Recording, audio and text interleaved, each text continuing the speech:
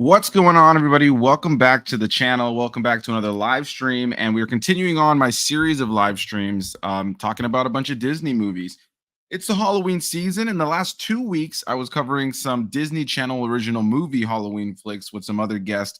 And these two gentlemen who are joining me here today have joined me for plenty of Disney Channel original movies in the past. So I figured I'll give them a break, and we're changing it up because if you look at lists online of various Halloween films coming from Disney, a weird one that pops up in the mix is the one we're talking about today, which is 1985's Black Cauldron, a film that isn't really Halloweeny, but it's Halloween adjacent. There are some pretty creepy elements to this film in terms of the overall aesthetic, but it's also often a Disney movie most people forget about. I do want to mention really quickly, though, because some of you are probably wondering, I do have my buddy Blacktastic Media here with me today, as well as Trav from TravTries. Trav is having some issues with his mic, so he is going to be popping in just a second. But Tajaya, how you doing, my friend? Never better, my friend. Doing well. Life is good. Kicking it with the homies. That's always a good thing, right? Absolutely, man. Absolutely. Well, thank you so much for taking the time to join me. Last time Blacktastic was here on the channel, we were talking about Infinity War when I was catching up on a bunch of Marvel movies that he had to cover.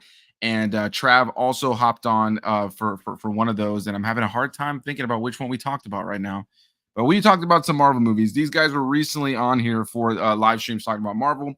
And I figured let me have them on, mix and match the various guests I had on this time around for us to talk about the Black Cauldron. So this is a film I had seen growing up as a kid, but it wasn't a Disney movie that I really jumped to a whole lot.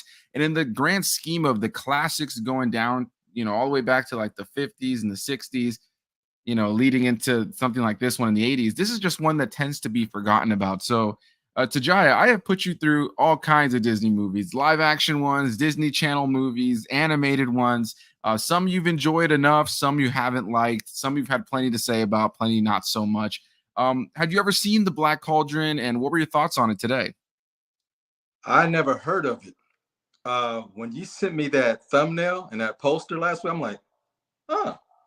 So, funny story is, I had to find it, right? Because I recently canceled Disney Plus. I wasn't happy with the service anymore. So when you sent me that, I'm like, oh crap, it might be on Disney Plus. Well, this past Friday, last week, was a really, really slow day at work. So I want to do some research. I was going through YouTube, checking out what people have to say about the Black Cauldron, and it has a really, really weird backstory, which I found more fascinating than the movie. Well, I found the movie free on YouTube. I'm like, woo, cool. So Friday, I had about 3 hours to kill. I looked at the time of the movie, hour and 20 minutes. Oh man, that's nothing. Man. I kept pausing that sucker, going back to it, take a break, going back.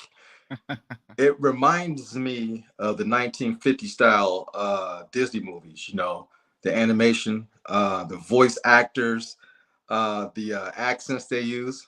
Oh my God, Trey, yes, we should do that today. I'm like, yep, classic Disney. And it took a while to get to started for me. I mean, the title captures you like, oh, I can't wait to see what this whole Black Cauldron is. Man, that movie had everything in it but the Black Cauldron. So it was okay. Vintage Disney. But like I said, it's a slow burn and it didn't hold my attention. I kept going back to it and going back to it and finished it. And I see why it's probably forgettable and a lot of people don't talk about it. Like I said, until you hit me with that poster, I never even heard of it. Nice, man. Well, it's interesting that you'd never heard of it, and I loved hearing your thoughts on it. And yeah, I gotta be honest, as somebody who has some nostalgia for it, this was one that going back and revisiting it was fairly disappointing. I can genuinely say this is one of the Disney films I haven't seen since I was a kid, and I always remember it being so cool when I was younger because of the villain of this movie in particular. Who I do think is probably one of the coolest character designs of a Disney villain and one of the coolest in terms of just look, though they don't do an abundance with him. So really quickly, for anybody who's never seen this movie before, the base premise of this film is that there is this evil cauldron. This story comes from, I believe, a Welsh mythology. There's some set of books that are Welsh, that the second book in the series is what this movie is based on. There is this evil sorcerer leader that essentially mended himself after he died into this cauldron. And this cauldron has the ability to resurrect an army of the dead. They call them Cauldron born. And there's this villain, this Skeletor looking individual with horns on his head that is called the Horned King, who essentially wants this thing so he can raise his army of the dead. Amidst all this, there is this pig that has the ability to see the future, and a pig keeper in this young boy who has to protect this pig from the Horned King's people. The Horned King wants this pig so that he can learn where the Black Cauldron is, and this young wimpy kid named Taryn must take care of this pig. Along the way, meeting a princess that he falls in love with, kind of, and is super rude to throughout half of the runtime of the movie. There is a magical sword that he discovers at a certain point, an old gentleman with a magic harp that they end up going on this trip with, and a little dog-like, weird, fantastical creature that I don't really know what species he is. That kind of sounds like Gollum, but isn't as crazy as Gollum. And yeah, so this is a big fantasy movie. And in the 80s, there was a lot of fantasy, a lot of dark fantasy. You think about movies like Labyrinth, or, I don't know, something like even like the old Hobbit films that were coming out, back long before we'd end up getting the Peter Jackson films in the Lord of the Rings world. And so there was also things, obviously Star Wars, but things like Willow that Lucasfilms had. There was all kinds of stuff. Trav, you haven't. Oh, I thought Trav popped in there for a second. It sounded like there was a little echo, but I thought maybe the mic was working. Anybody chiming in again, just jumping in. Trav's having some technical difficulties. He will be joining the discussion soon. But yeah, so this was a movie that that I was hoping I would enjoy upon a rewatch, because I have that nostalgia as well. But I think the thing I enjoyed the most about it upon rewatch was the idea behind it. The lore behind it seemed cool. The villain, and the animation. I think I always have a soft spot in my heart for the old school 2D animation, and clearly here they were starting to try to play around with certain like rotoscoping and kind of adding some sort of 3D effects. Obviously, long before 3D animation was ever a thing. And this movie comes 4 years prior to the Renaissance era of Disney that started with The Little Mermaid in 1989, which is a wildly far superior film in terms of overall memorability, characters, songs, and all those different things. Really quickly before we continue to talk about this, though, we got Did You See That popping in here to say, yo, fellas, says, poor Blacktastic. He suffered through some bad Disney movies with you, Perez, and with me, Asylum movies. I have a feeling me and you are going to be blocked by Blacktastic very shortly. I hope not, but I would totally understand. So yeah, I guess the question I have for you now is, clearly it was a slow watch. It's not a really exciting watch, but I'm curious, what were your favorite things about it? What do you think kind of gave this film a legacy, if it has any at all? I tell you what, man, for a 1985 Disney children's movie, it was pretty risque. There was a scene where they was on their little journey and they ran into these three witches, right? And they was known to turn people into frogs or toads and eat them. So there was a scene where this very busty, thick witch had a crush on the old man. And the other witch turned him into a frog, and she turned him back into a human because she was crushing on him. Then the other witch turned him back into a frog. He kind of like disappeared. Go, where's he at? She's looking for him. This frog is hiding in her big ass titties. His head will pop up. Hey, what's going on? It'll pop back down, and his arms are poking. I'm like, am I watching a Disney movie? That camera was on this witch's titties. And let me tell you, they was big, they was green, and they focused at least 45 seconds to a minute of this frog popping up and down in this lady's titties, man. It was hilarious, but it was very, very risque. And this lady, this witch was crushing on homeboy hard. She wanted to give that old man some rhythm. She was like, hey, no spells, no nothing. You can just have this. I'm like, damn, Disney, you kind of step it up in the risque department. That by itself had me laughing my butt off. And the other two witches were very ugly and they was, grotesque. She was thick. She was missing all her front. She had about 2 teeth, maybe 3. One was probably in her pocket somewhere. I don't know. But man, let me tell you, they made her cute, real robust, and very horny for a Disney character, man. That scene by itself stood out to me. I'm like, wow, man, that she was trying to get some quick. She wasn't playing. I mean, you're not wrong, man. It is always so funny to go back and watch these movies. And it's so funny how like there are people who will criticize Disney for what they think is too adult today or adding in, whatever, this, that, or the third.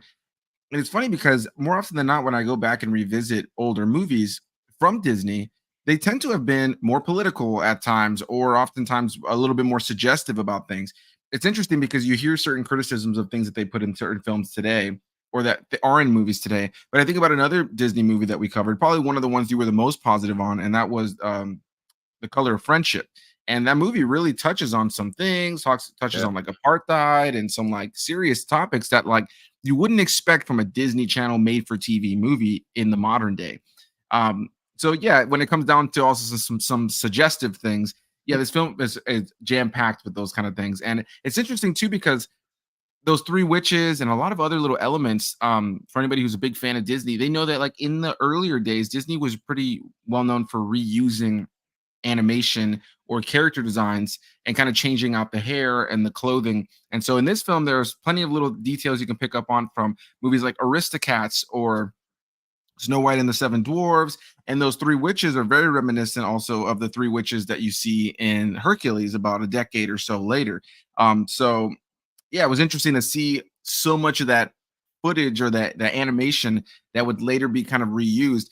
Even the young girl, the princess in this film, her face is very reminiscent of the Little Mermaid and Alice from Alice in Wonderland. When you think about it, just kind of swapped out hair, similar to the young boy Taran, who kind of looks like a younger Prince Eric from the Little Mermaid as well. So there was those elements that I enjoyed kind of picking out, but yeah, it was interesting to see some of those darker elements as well too. And the villain, the Horn King, I think is where they really lead into that the most. I think that his element and his creepy undead that he raises up for like 15 seconds at the end of the movie, that element is probably why this film tends to be kind of viewed as like a Halloween Disney film or a Halloween adjacent film. I really wouldn't call it one, in my personal opinion, in comparison to other films that they've made that are a little bit more thematic around Halloween.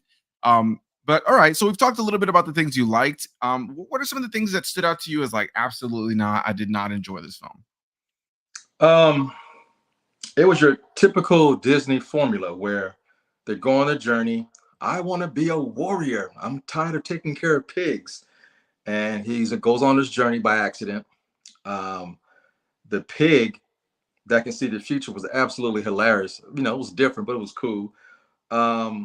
Once he went on this adventure, it was your typical by the numbers Disney. He runs to all these different characters, like little fairies in other movies. These guys can float and fly. They can make stars appear and make you glide through the air. There was a princess who's brave and noble, and she helps him escape. It's a by the numbers typical Disney movie. And there was one scene when the older gentleman started to sing. I'm like, oh no, not a song, but they didn't do it.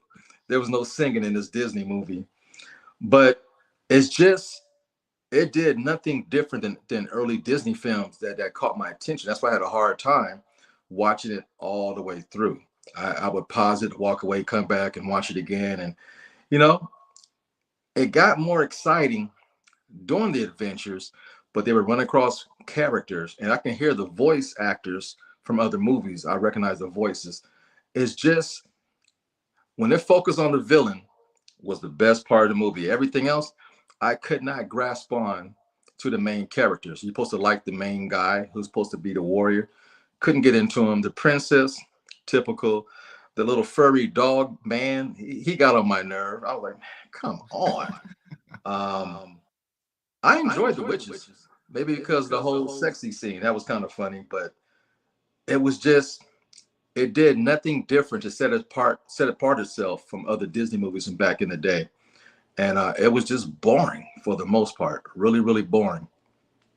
Yeah, no, I couldn't agree more. Honestly, rewatching it, I looked over at my wife at a certain point, and the two of us hadn't seen it since we were kids, and we're like, yeah, this is so much more boring. Like we were, I think our nostalgia saved it a little bit for us, where we were like a little bit more enjoying it, but there was undeniably a part of it that was like, this isn't necessarily what we remember in terms of what made this movie great for us. Trav, is your mic working there? Is it? Yeah, I hear you. You sound good. Oh, All right, good. Well, my camera won't work now, so we're just gonna go with it. okay. We're just All gonna right. go with it. Cool. You're gonna be a But faceless YouTuber today. all All right. good, all good. Awesome, man. Awesome. Well, I'm sure you heard some of that chat, but we were just talking about the things we enjoy and didn't enjoy about the film. So, I guess I'll throw it over to you now to play a little catch up on the things. How did you feel about this movie? Did you grow up with the Black Cauldron? What do you like about it? What do you not like about it? Well, I'm like Blacktastic, where I never really heard of it before. I mean, I've seen it around. Like, I've saw like the poster and stuff at some point. Like, it looked familiar, but I'd never seen it. What I can tell you is that I'm so glad that my mom never showed me this movie when I was a kid, because she's the reason I'm probably a film fan today, just showing me all the Disney movies and stuff I grew up on, all the VHSs and everything. I'm glad she didn't show me this, because as a kid, I probably would have had nightmares. Like, this one is very, like, that is way darker than I expected, but I guess, 80s, so it's kind of, but it's like I don't know. It's not meant for kids. That's all I can say. But Yeah, I mean, it's definitely not meant for kids for sure. And it's funny because it is and it isn't, right? It's super goofy, but then it gets dark, and the visuals. I remember as a kid. Now, I was always into the spooky stuff when I was a kid, and when I think about the cartoons I right, loved, it was like Scooby Doo or Courage the Cowardly Dog or things like this. As a kid, I thought like I was super edgy for loving the Horn King and Chernabog from Fantasia, all the like evil looking villains um, from Disney. Though in the grand scheme of it, right? Like, is the Horn King like a Scar or an Ursula or Gaston? Absolutely not. But like he's such a cool looking villain. So what were some of the things maybe that stood out to you as like the biggest positives about the film, Trav? And what was something maybe you like absolutely didn't like watching it? well, the visuals are amazing, and just like Anthony said, like the just that vibe, the 2D animation. I don't know. There's so much detail, and it blows my mind just to like think about them drawing that out and back then. It's just crazy. Like all the little details, like like the wind on characters' clothing and stuff like that. Just kind of mind blowing, actually, the way it looks. Um, I don't know. It's kind of hard to put into words, but like the adventure aspect was cool. I mean, like it just like, I don't know if you guys are gamers, but like it reminded me of Dark Souls a lot. Like, this kid is just thrown into a Dark Souls scenario, and I'm just like, wait a second, um, like, and I don't know. I couldn't really, because it's so short. I'm kind of with Blacktastic about not being able to really connect to characters. Like, the main dude is sort of like a Luke Skywalker type in a way, but like just not. I don't know how likable he is. Like, I feel like they just didn't spend enough time on each thing. Right. Um, and I'm not gonna lie. Like, one big negative I had was like, I'm not gonna spoil it for anybody, but the villain at the Oh, end, that's like, what we're doing here. I'll tell you right. This is a full spoiler discussion, so feel free to talk about okay, everything. well, it was not, the finale with the villain was a little disappointing to me. The visuals of what happens to him and stuff was cool, but it was just like, you build him up as this big bad, and then I kind of realized at the end, I'm like, okay, but what could he have really done the whole time? Like, is he really that, like, he's scary, of course, but he's just kind of a punk. He can't really do anything. Like, I don't know. He's more scary than he is that he can actually do something. Yeah. So I expect a little more from that, but other than that, I mean, like I said, the visuals. I did get a little few chuckles out of what's the little furry dude's name? Munchins and Crunchins. I didn't know that. I Like, think his name is Gurgi, if I'm not dude, mistaken. like, just him trying to search people's pockets and stuff, and like, he reminded me of Smeagol a lot. It definitely had Right. that vibe. But I tell you though, I had to have subtitles for this movie because I was like, dude, I cannot understand this dude at all. And there was a lot of the characters in that when it's like the dub is like a little off, with like I don't know, but it's the '80s, so it's hard to, you can't expect like today's modern technology, but yeah, I'm kind of all over the place with it. But I just, that's just a few of my positives and negatives. The names are also a tough thing about this movie, right? Like I was Yeah. like as I was watching it, like I was like I was forgetting who half of these people's names as we got further in, and even before we did this, I was like let me just get a quick refresher because it's not one of those movies where it's like, oh yeah, like you watch like The Lion King and you got Simba, you got Scar, you got Mufasa, Timon, Pumbaa, like these names that like stick with you. And this one's got like Terran's the easiest name, maybe Gurgi, but then like everybody else, like the princess, I won't even try to pronounce her name because I was reading it earlier and I'm like, I wouldn't know how to read that properly. But in the movie, it makes sense when you hear it like 7 or 8 times, but like to regurgitate it, it's not really right off like it doesn't roll off the tongue, so to speak. But yeah, it's great to hear you guys' general thoughts on the film and hear kind of the positive and negative. It seems like we all kind of are in a similar boat. Like it's not as good as it could be. The villain is really cool, but there's nothing done with him. It's like, yeah, that finale of him finally rising or raising the dead, it's so short-lived. And when I think they could have done so much more, and when I look at the character of Taron, he's so hard to get behind because in a similar way, kind of like you said, he's kind of like a like Luke Skywalker. He's kind of like this dweeby, wants to live a big adventure farm boy type, yeah. who complains, and I always think when people say that, I always love the like around the conversation of Luke Skywalker that he's like always been badass, and I love Luke Skywalker, but in that first film he's like, well, I wanted to go to Tashi Station to pick up some power converters. Like he's what a piece of junk. He's such a whiny baby in that first movie. He's Until he eventually too. Like he just complains all the time to Yoda, and I've never understood the argument of older Luke. Like just like he's always had a little bit of that in him. He's always been kind of stubborn. Right, and so Taron definitely has that vibe here.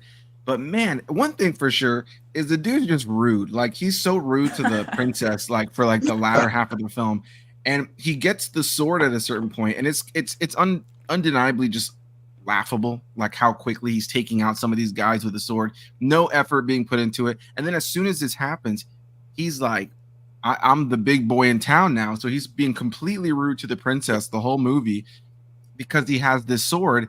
And it's just like, all right, dude, settle down. And then the stuff with the witches happens where he gives them, they trade off the sword for the cauldron, but then later on they give back the sword like nothing. The movie kind of undoes a lot of things that happen in it. And so one thing I'd love to pose to you guys is something that we've been doing the last few weeks in talking about Disney movies, specifically movies that have not been remade. Disney remakes are a very popular thing, and I feel like the Black Cauldron would be one that could really benefit from a remake. So I kind of want to open this portion of the conversation up to, and I'll start with you, Blacktastic. What are your thoughts on Disney remakes? Do you think that they remove the charm of the original? Do you think that they're worth it? And do you think the Black Cauldron is one that deserves a remake? It'd be a perfect one to remake because the original is dull. It has an incredible title. I mean, the Black Cauldron, it pulled me in. I kept waiting for this thing to happen. It was lackluster. If they can go back and rewrite the characters, and because the lore is there, the fantasy element is there. I love adventure movies. I like a sword type thing.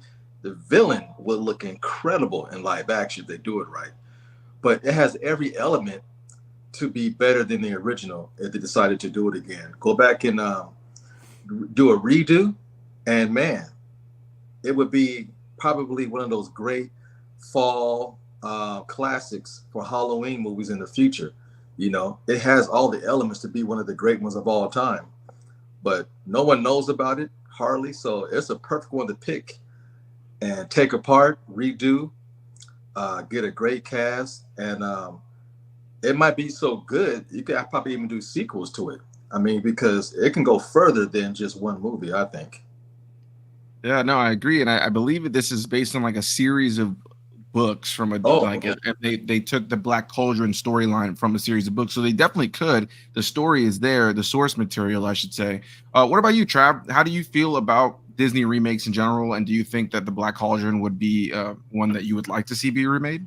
I think I'd rather see it in modern animation personally. I feel like, I mean, live action would be cool, but let's just be honest. Is this really? I don't know really anything about like what it, the money it made or anything like that. Like, is it popular enough for them to even care about it? Like, would they actually remake it? Do you think it's possible? Probably not. I'm actually gonna while you say your piece there, I'm gonna actually look up how much money it made. Well, like it's, and I wasn't even sure if it like hit theaters at all. Like, I'm assuming it did. I Um, believe it did. Yeah. but Yeah, I mean, like it could, like, I mean, you look at like Wicked and stuff today. That's more. I think that's a more popular story though. Like it has potential, is what I'm saying, and unfortunately, Disney has this way of like, we got to make money though. So, like, but in a world where it's not about money, I would love to see Black Cauldron remade, and if it was in live action, that would be cool. But like, hopefully they'd be able to capture the sort of the. This is a very like colorful movie. It's very the imagery is crazy. There's a lot of greens and stuff like that, and I don't know. I feel like modern animation, but like then they'd probably mess it up and be like, okay, we're doing like 3D animation though. Like I don't know. Right. A modern 2D animated thing is like, that would be cool, but are we really gonna get it? Probably not. I would Right. love to see it remade. I think like the premise and everything is cool. The fantasy is cool. Reminded me of some Lord of the Rings vibes in there too, and and like I said, stuff like Dark Souls. Like you could maybe even go darker with a remake. I don't know, but yeah, it has potential, but I don't see them doing it. Yeah, I can't say I see them doing it either. And to touch on your point, I was just reading on it really quickly, and I didn't know this, so this is news to me as well. That the Black Cauldron is considered to be one of the worst financial Oh box office gosh, failures.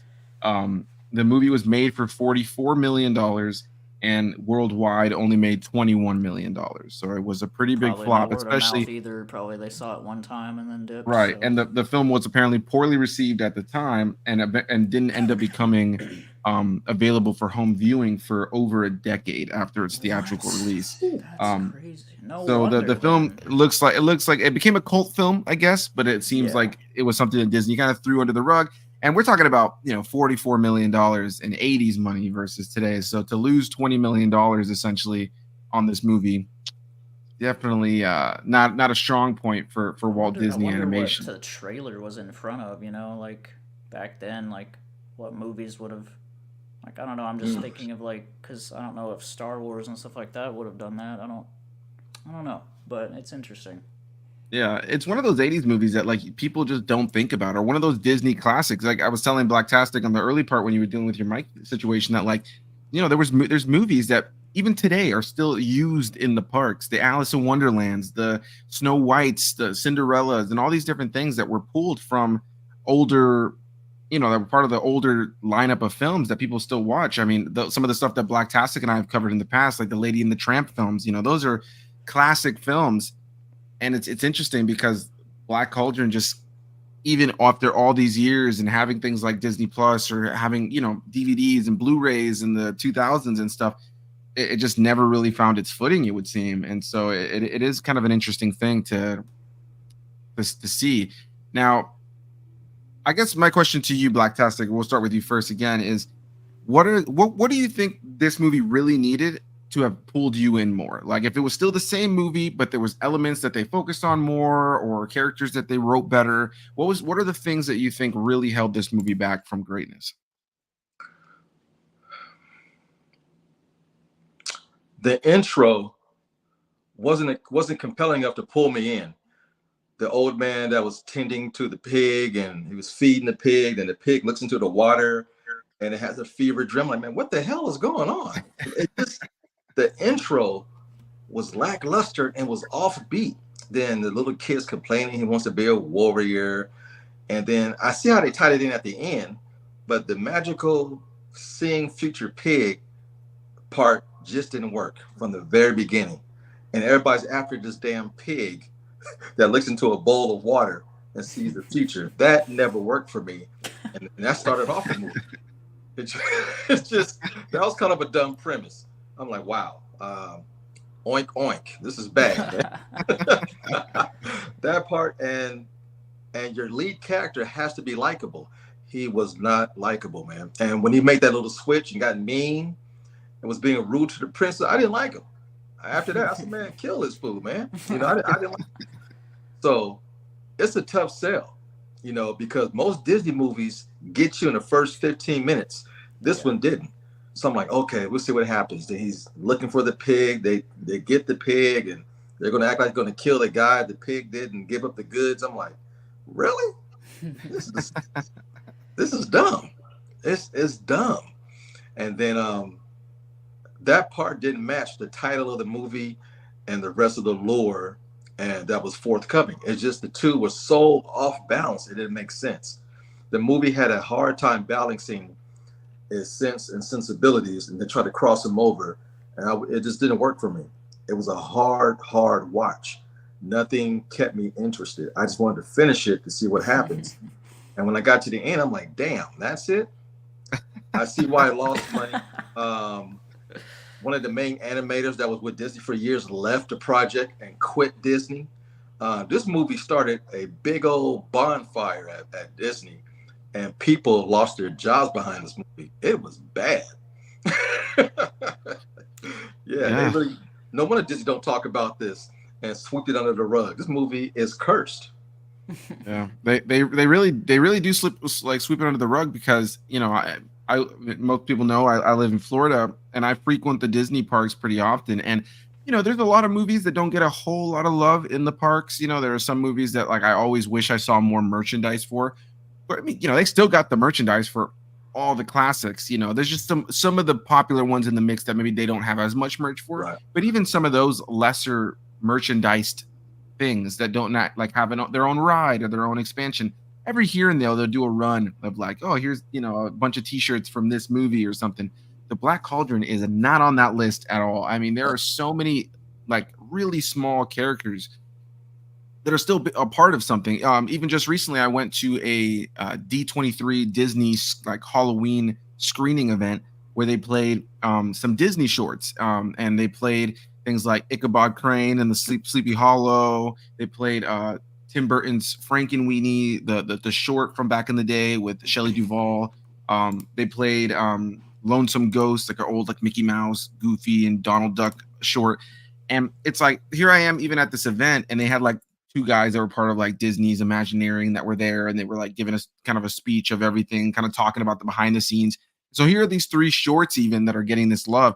And Black Cauldron, you just never see anything. You never see any anniversary things of it or anything. So, Trav, I'll throw the same question off to you. What do you think really held this movie back? What do you think could be done to elevate the same movie as it is? I'm kind of torn, because I would say I feel like they built up the villain decently well, where he's just sort of this more of a presence, and you got the little, I called him little green goblin guy because it's the same colors, being afraid of him and stuff like that, and there was little charming scenes with that, but there just wasn't enough of him in my opinion. Now I know it's had an hour and a half to do it, but but there's been short Disney movies before that do the villain way better. And like I said, just for him to end up to not be much of a bad guy at all, he just did not a lot of power except for raising people from the dead. I'm kind of opposite of Blacktastic, honestly. Because the movie was so weird starting out, I was intrigued. It's I was just wait, because you have this moment of the pig seeing something without even looking in the thing. He just kind of freaks out, and I'm like, what is going on? I had no idea what the journey was gonna, where it was gonna take me.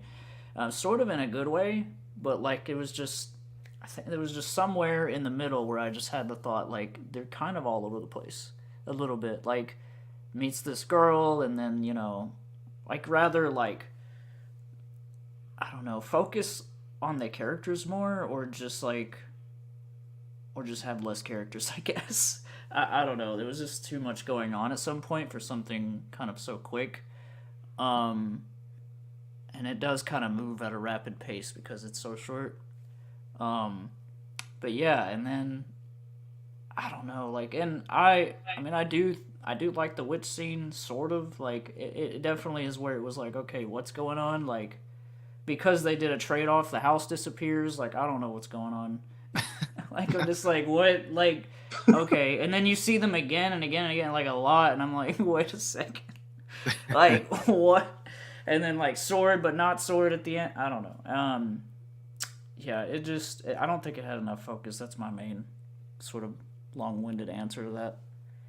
No, I think that's a really good point. Yeah, like I think that that statement of it not having enough focus kind of goes back to what kind of what Blacktastic was saying, because even myself, before we did this video, I went onto ChatGPT and asked ChatGPT to give me Oh no. a summary of the lore behind the Cauldron, just to make sure I understood Yeah. really quickly of what exactly the Cauldron, because it happened so fast. To give you this detailed explanation of the Cauldron at the beginning, that it was like some sorcerer guy who, like a king or something, like he dies and he is imbued into this cauldron, and you know, but they scope and breeze past it and they never talk about that again.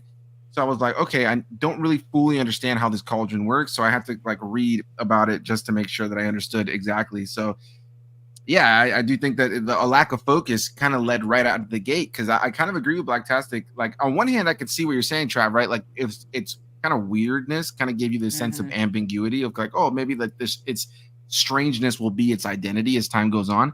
But eventually, it just never feels like that strangeness finds footing. So I think it kind of goes back to what you were saying, where it's like the lack of focus throughout kind of creates this weirdness. Because there's things I would love to have learned more about too. I would have loved to have learned more about the old man's magical harp that was disagreeing with him the whole movie. The princess was essentially just a wasted, typical romance character for Taryn. And honestly, the thing I would change the most is Taryn. Taryn is the worst, got to be one of the worst protagonists in any Disney movie. And he was just so like, listen, I don't like to come off as Mr. Manly Man, because that's not who I am. But as three men here, this dude was a pansy. This was like the weakest like lead character with a sword I've ever seen in my life. And it was just like rewatching it, he was frustrating throughout. Really quickly, I saw my sister hopped in here to ask if I was coming trick-or-treating next week. Did you trick-or-treat? Hey, yes, I will be there. I will be there. My nephew's going trick-or-treating, so she I'm going. used your movie review to ask you. Yeah, she could have shot me a text, but you know, I'll take it, I suppose. But yes, I will be there. But yeah, you know, I do think it's one of those things where it's there was so much potential, I think, on with the base idea, and the villain is so frustrating. And kind of like what Trav was mentioning, you have like, yeah, like his little side character who could have been fun, you know. It's that they don't. My sister popping in here saying you don't reply. You don't reply. I do reply. Did you text me today or what? I'll check after this. I'll be at trick or treating. I'll be at trick or treating. My sister coming for me. Go watch the Black Cauldron with go watch the Black. Punish yourself with the Black Cauldron right now. But, yeah, have my nephew watch something other than Moana and Encanto. Here's the thing, though. You can do a main character that's not necessarily likable at first, if you have a good character arc where he becomes likable at the end, kind of like a Luke Skywalker. Luke Skywalker is just sort of a little bit annoying at first, and then he becomes Master Luke Skywalker. But it's like, yeah, you could do that, but it never happened. I'm just like, dude, like, I don't know. And I didn't even really think of it like that until you guys started talking about it. Like, yeah, he's not likable at all. But super annoying. Just so swept under the rug in a way, you know, and like he's just like the kid on the adventure that the camera follows. That's just what's going on, and it's like doesn't, you know, gotta have better writing, I guess. Yeah, no, I couldn't agree more, man. It seems like we're all pretty much on consensus, and I was interested, right? I didn't know if any of you guys had ever seen this before. Trav, if anything, I know Blacktastic, that we've mentioned many times that like Disney wasn't your thing growing up. You were like past all this stuff and it just wasn't what you grew up on. So, and then me and Anthony grew up on Disney. Right. And so I didn't know if Trav, you had seen it. I knew Blacktastic likely hadn't seen it. So a question for Blacktastic though, just because out of curiosity, based on things we've covered in the past, who's more annoying, Stitch or Gurgi?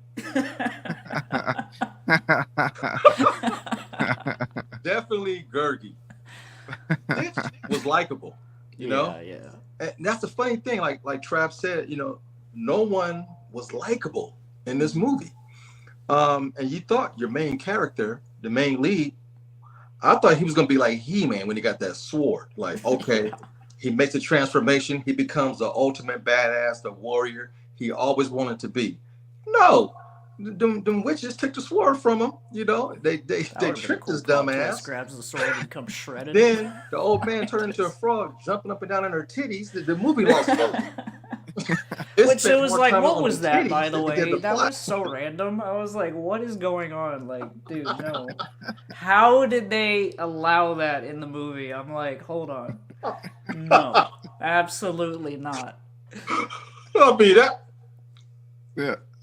yeah. And what did she say? She like pushed him on the table and said something. I'm like, dude, like, who is writing this movie? Like, she was super suggestive. I mean, not just suggestive. Yeah.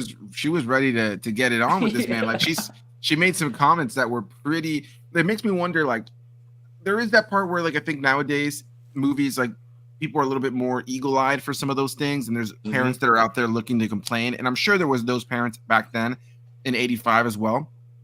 But people were a little bit more loosey-goosey back in the day. But it makes me wonder how many parents watched this movie at that time and were like, you're not watching this anymore. We're leaving the theater or something, Like, even if I would have somehow, as a child, made it all the way to that portion of the movie, my mom would have freaking took a baseball bat to the TV for that, because I would have been like, dude, she would have been like, no, like, what is this? Like, even way before that, just the imagery alone, like, she would have probably been scared. She'd be like, hold on.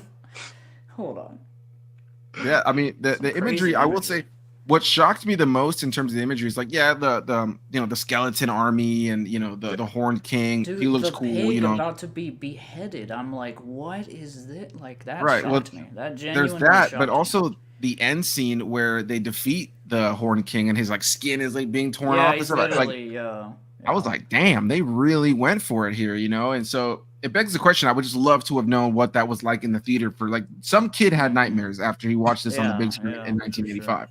For sure, absolutely. My sister popped in here to give me She's $5. Like, here's $5. Thank you. I'll be a trick or treating now. Thank you. I'll definitely be there. No, you will. No, genuinely, What's thank up, you. Rashad? Rashad popped in here to say, what's good, y'all? I'm late to the party. What's going on, Rashad? Rashad will be on next week as we continue on a series that I just started with him maybe a little over a month ago with Mike of Did You See That? Watching The Lion King 2, a much better film than this one.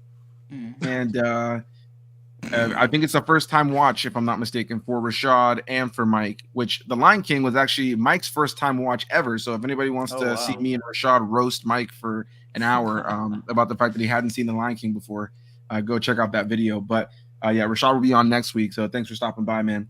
But yeah, you guys are making some funny points, man. This movie is just like, this is one of those movies that it just, like, really makes me scratch my head. And the scene I keep thinking about the most is, while my brain thinks about the cool scenes visually with the villain, I just think about, like, the scene where Taran is, like, a complete asshole to the princess.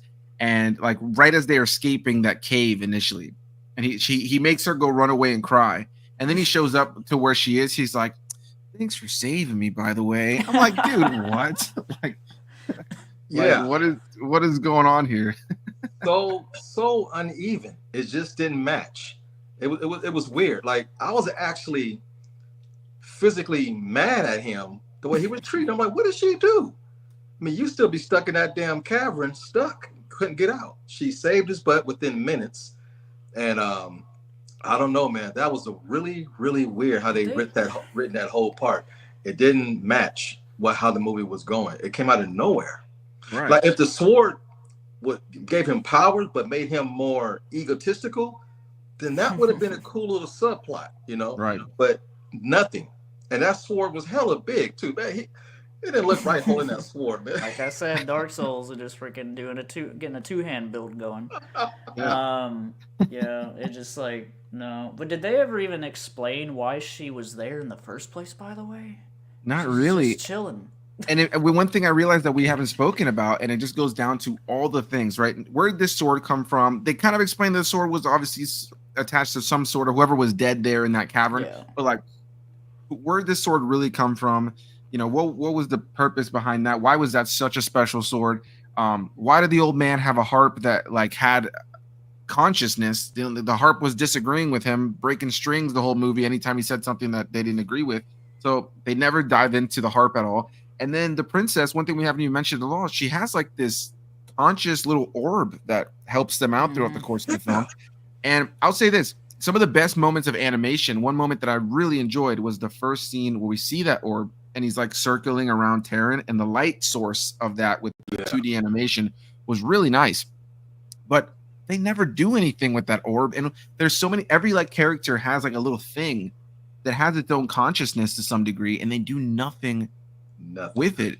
I if you had to choose one thing, Blacktastic, we'll start with you again. If you had to choose one of those things to have learned more about, the harp, the little orb, or the sword, which one would you have preferred to learn more about? It would have been the sword, because I thought that would have been a source to him transforming into the warrior he always wanted to be. Because most movies that has a sword has a backstory since the beginning of time, all the way from Disney to Kill Bill. That's the one MacGuffin that would have been perfect. It made sense. She would have helped him find it. She would have fell in love with him. Oh, he's the man of my dreams. And he's the warrior I always wanted to be, you know? And then you can go home and slice that pig up and make some bacon, some ham. Come on now. Yeah, and do a review with TravTries. This is some fun bacon. I wouldn't even want to eat it, especially, no. If I see the pig visually and then I have to eat, no, I'm good. I guess it's already dead at that point, though. So it's like, all right, eat up.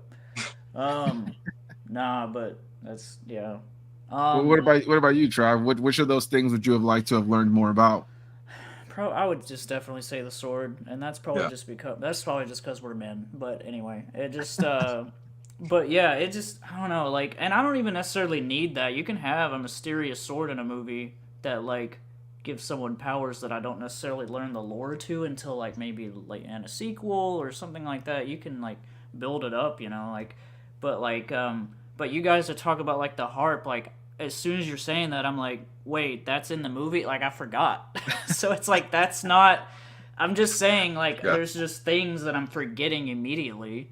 But I mean, I did split the movie over 2 days, so maybe that's a little bit. But yeah, that'll do it sometimes. Yeah, you froze there for a second, but I see you now. Okay. Yeah, because think about the sword. If the sword would have came from an evil entity, and he's fighting, you know, with it back and forth, trying to control it, that would have been a great storyline.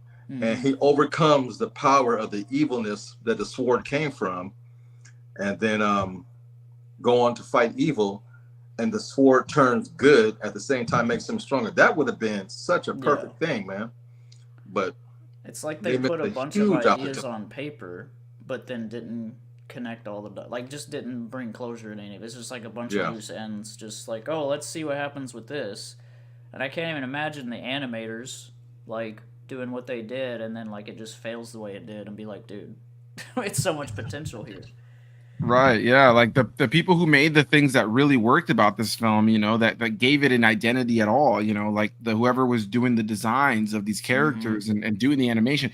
The animators are the ones I feel the worst for, because it wasn't really, it just never really like, the story never matched how good the animation is, you know? Exactly. And in a lot of ways, it reminded me of those old school, like 80s or like 70s, like fantasy animated films. The one I think about the most, and I don't know what year it came out, I would have to look it up, but the Hobbit animated movie that they did, which as a kid I used to tease on that movie. I used to make fun of it. Like I was gonna say the movie immediately made me think of The Secrets of NIMH, and like that movie. That's another one. Yeah, fantastic for one. At least the first one is. I don't know. It's been a while since I've seen any of the sequels, but it immediately reminded me of that creepy, like imagery, like a movie like that is rough as a child too, and like, but yeah, just fantastic movie, especially compared to this. Right. But yeah, it definitely. And that's the thing is that the fantasy existed, right? Like, so I was just looking. It was 1977 that the Hobbit one came out, but like between that and like the other 80s big live action ones that were coming. Like the ability to tell a story, or at least examples of ones that work in the dark fantasy realm, in the 80s was just so present, especially for Disney, who were already doing great movies throughout the 80s in general. And it's just like, man, it makes you wonder what audiences were thinking at the time. You know, what about this movie made it so that it bombed so hard? Because $20 million loss in 1985 is pretty steep. Today, you know, that kind of thing will happen, and that still sucks. I mean, that's millions of dollars in general, any loss like that. But a big company like Disney can kind of take it on the chin if a movie doesn't do the worst, because they typically will have something else that does so well. Like I look at like last year, for instance, right? Disney had some movies that bombed in theaters. In the last few years, they've had things like Lightyear that didn't do so well at the theaters, or you know, just random ones that weren't like gangbusters. But then this year, they have like Deadpool and Wolverine, and they have things like Inside Out 2 that, you know, make over $1 billion, and they become these ginormous, like anything money wise that they lost last year, they made up for like double this year, you know. So, but back in the day, you know, while Disney had that kind of success, it's, you know, $20 million in the 80s is a whole different realm. So it does make me feel bad for the animators. Really quickly, I saw Rashad popped in here to say, yeah, he's never seen 2, and he said he wasn't down with the incest. We had a whole discussion at the end of The Lion King about the moments where Rashad, here's the idea. Rashad is under the opinion, because in the real world of lions, there's usually one male and a bunch of females. He believes that all of the different lions and everybody are all related to each other, and that Nala and Simba are cousins. And so then when Nala pins down Simba later on in the film, and she gives what Rashad calls the fuck me eyes. Rashad, you know, he was just saying that, you know, there's incest there. So I'm sure we'll talk more about that when we get to Lion King 2. My mom also popped in here saying Mama Peas entered the chat. Penguin blue waving tear. I don't know if that's like an emoji that didn't come through. It didn't come. It's an emo. I'm lost. Rashad said, "What's good, Mama?" My mom said, "I still have the VHS for The Hobbit. You laughed your butt off when I put that on." Yeah, I used to laugh at that. There was something about it that was so goofy to me when I was a kid. I think today I'd probably appreciate it a lot more, but not so much now. But yeah, guys, as we get to the end of this, this has been so much fun to do. You know, I try to shoot for like an hour with these. I appreciate you guys so much for taking the time to sit here and talk with me. And I had you guys on for the Marvel run. This is me having you guys on now for the Disney run. Once I get through, I think like I have like another couple months, probably at the end of the year, I'm going to wrap up the Disney era for a little bit and get back to some other movies. And I will very much be inviting you. You guys probably won't be guests on the same video again, but I'll definitely have you guys on again soon. So yeah, I want to kind of take this moment. Blacktastic, we'll start with you. Any final thoughts on the film, and anything over on your channel that you want to plug that's coming out soon, or anything that has recently come out that you want people to go check out? I think what happened, I think the animation was done before the story. There's a famous movie that did the same thing. You had Jurassic Park 1 and then Part 2, The Lost World, where the story was already written and the animation was made to the story that was adapted. And famously, Jurassic Park 3, the animation was done first. All the animatronics with the dinosaur was done first. And they wrote the story to try to match what the creators did. And this movie felt like that, because if you read the background story, this movie, The Black Culture, had a whole new group of animators that came together. They were a lot younger. They were fresh meat. And I think they got started on it and was pulling from old movies. Like you said, the faces look familiar. And I think they started making this movie animated first, then the story came secondary, because that's what it feels like. Normally, story should always come first, and you build your world around the story. I think this was opposite, and I think that's what happens. But other than that, you know, this movie's a disaster, man. But hey, green witches, big titties, and frogs, I will always have a fond memory of that scene. And as far as anything coming up, I just started a new series called Q&A with TLA. One came out last week, episode 2. So if you haven't seen episode 2, check that out. Really excited about this new series. Concurrently shooting 2 movies. The trilogy ending for the werewolf movie called I'm Done is currently in production. And me and Q Reviews are working on a film project together. And so that's in production. So I'm staying really busy. In the meantime, doing things here and there. I'm a big sports fanatic. So my Dodgers are in the World Series starting tomorrow. So, man, life is good. That's awesome, man. Well, thank you so much for taking the time. Really appreciate it. I'm going to let Trav say his piece too now, but I do want to say the links to both of these guys are down below in the description box. As usual, anytime I have my guest on, please go give them some love. Let them know I sent you. Blacktastic, top tier movie content and all kinds of filmmaking content and sports content and commentary on life content. You got it all over there. And Trav, of course, is going to give his plug now, but tons of great food recommendations. You need to know, I say it every time, if you need to know what to eat and what not to eat when you're watching a movie or you're sneaking something into the theater, or, Trav is going to be your guy. So, Trav, any final thoughts on your part on terms of the movie and anything you want to plug? I am, but I'm not, because I can't get Anthony to like any Mountain Dews or try anything, or every time I do a Mountain Dew review, this man is like the top comment saying like Trav and his Mountain Dews. It's like, dude, like, come on. You should be sponsored by Mountain Dew at this point. Like, that would be amazing. It's not my thing. Don't get me wrong. I don't dislike Mountain Dew. It's just never a go-to for me. So like when I see new flavors, I just never go like, oh, let me get that. But maybe I'll need to try some of the ones that you've praised recently, because I'm not like a Dr. Pepper fan, but I love Dr. Pepper's strawberry cream soda. If you guys have never tried that one, that tastes nothing like Dr. Pepper whatsoever. It is sweet, beautiful nectar. But anyway, it's even harder for me to review drinks, because like I really don't, like, at least at home, I don't drink sugar sodas anymore, like, at all. So like when I go to review these things, it's like, whoa, hold on a second. So it's like, so there's other reviewers for that too, like you get the people that actually do drink it. And anyway, but yeah, that's just TravTries on YouTube. Also, if Anthony wants to, he can plug my Twitch. I've been having a lot of fun over there as well. Yeah, I can drop that in the links down below afterwards. I do that on a weekly basis. Been a lot of fun over there.